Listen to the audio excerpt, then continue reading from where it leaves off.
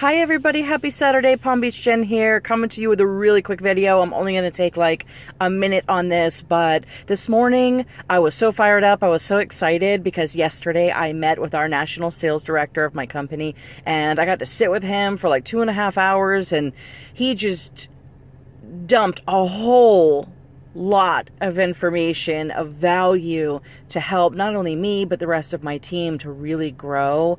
And I did this internet boot camp this morning to help all of my team members who are looking to grow their business online through social media and other outlets. And one of the things that I really impressed upon them was about recruiting.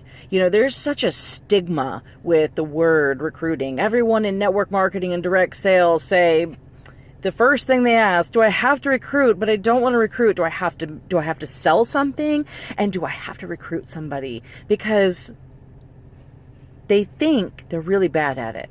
They think that it's so much more than what it is. Well, you know what recruiting is? A mindset. It is a mindset and no skill. All it is conversating and sharing information. That's it. There's nothing bigger than that to it.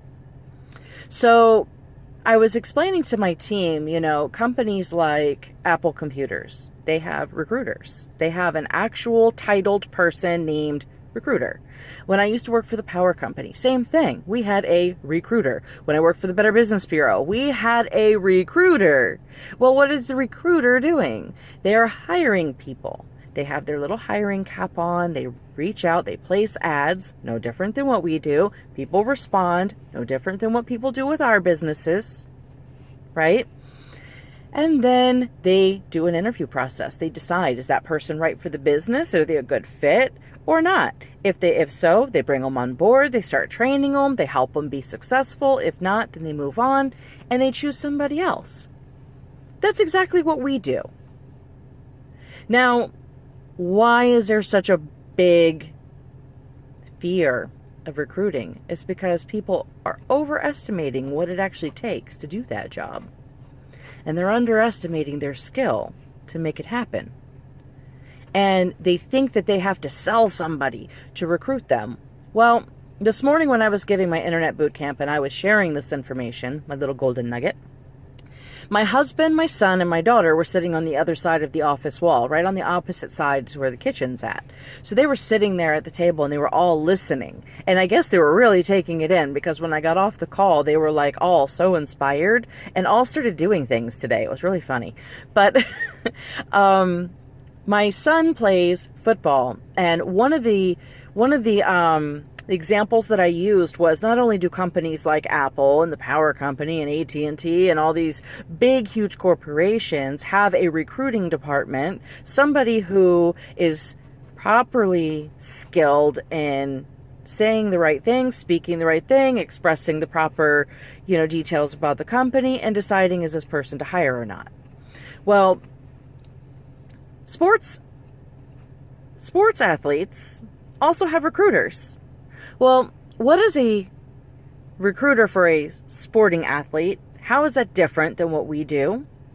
Well, a lot of times network marketers and online entrepreneurs will chase people who are not right for the job because they're looking at numbers and they think that everybody that they talk to, they have to bring on board. Switch gears for a little bit and think of yourself like somebody who's recruiting for football, for a D1 college, or for the NFL. What is that recruiter looking for? And how does the athlete who wants to be recruited, how do they act? Well, first of all, the recruiter has a certain checklist that they're looking for and they're not going to waver from it. The athlete knows what that checklist is or has a good idea of it. They start looking at all the other players in the field. They start seeing what their strengths are, what their weaknesses are, and they start doing everything that they can to make that recruiter to notice them.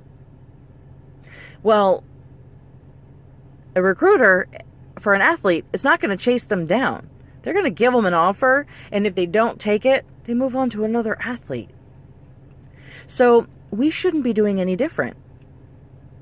Now, a lot of times we recruit people and they're the wrong people. And what do?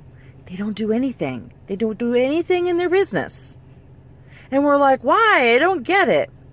If you had recruited the right person, think of the athlete. As soon as they sign that contract, as soon as they sign on that dotted line, you know what they're doing?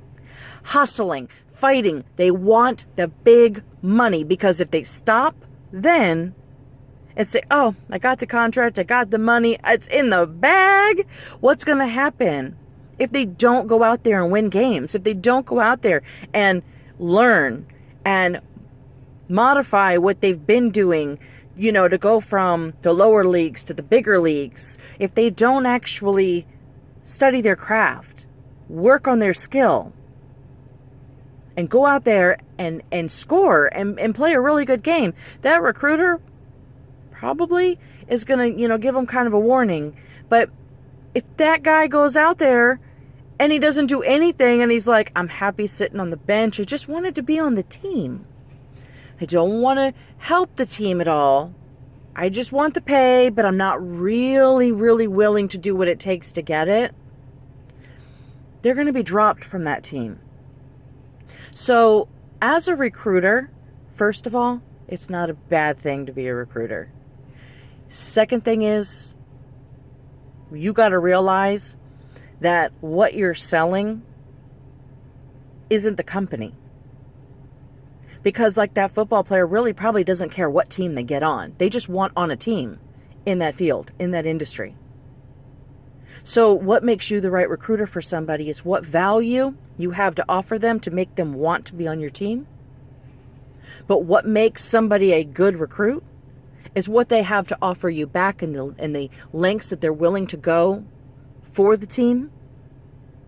And if they stop performing, talk to them and then focus on the other people who really, really want it. That's all I got. I just wanted to share that because it was kind of on my mind. I'm about to go in the store right now, so I want to wish everybody a super awesome Saturday. I'm so proud of my team today. You guys are killing it, and I just can't wait to see where the next week takes me. I have some new goals. I have some new affirmations. If you are on my team or not, doesn't matter. If you want to learn about proper goal setting and what affirmations are and how it helps you to grow as a person and in your business, reach out to me and I would love to chat with you about it. Everybody have a fantastic day. See you on the other side of success. Bye-bye.